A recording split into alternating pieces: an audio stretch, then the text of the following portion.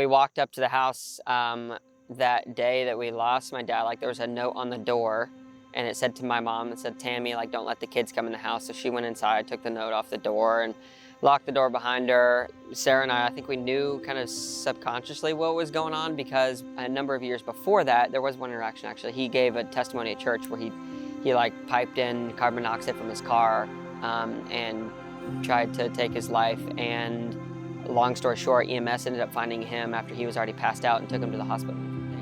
So I think we knew when my mom, went into the house that day, like that something had happened. But then once we heard her start crying, like I just got super angry.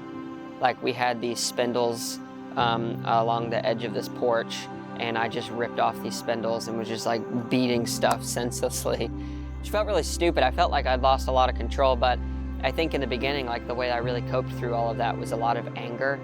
And that anger I'd channel at a lot of unhealthful things in the beginning. I mean, it was like video games, pornography, just, anything to kind of try to medicate it.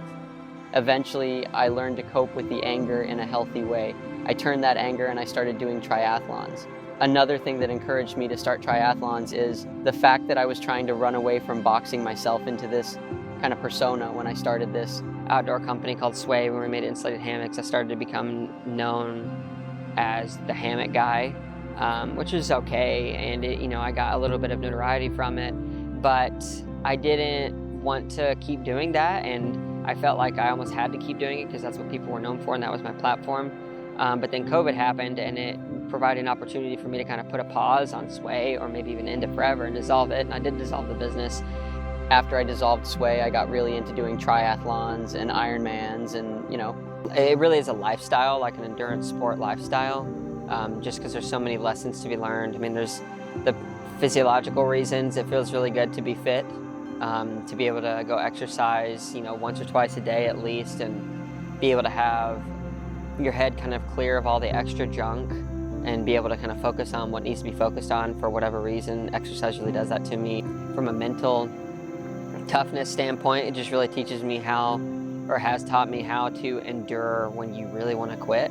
And then as you gain that fitness, those mental battles become less intense.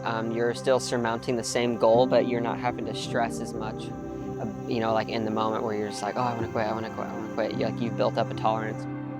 So with racing, it's definitely helped me to realize that pain is only a temporary thing, 9 times out of 10, unless it kills you, obviously. But, racing is a battle. Sometimes I'll play my wife's voice in my head. I haven't really played the voice of my dad in my head much, but just thinking about what he could have seen is a motivator, because one day, like, I do want to have kids and I want to be there for them forever. And like, my dad was only 39. I'm going to be, 32 this next year. And the closer I get to that age, I realize how young that is. And so, yeah, some people aren't as fortunate as me, where they have a tragic thing like this happen, or someone's murdered in their family or whatever. And maybe they're born in the middle of a tough neighborhood in a tough town where nobody really truly cares about them. And it's a lot harder for them to find success and adaptation through that hardship. But I was really fortunate. So for me, I don't want to take that for granted. I want to take the experiences I have, the tragedies that I've experienced, and figure out how can I sharpen these things and mold them into a way that fits in me, that is productive and helps me to just be a wholer person.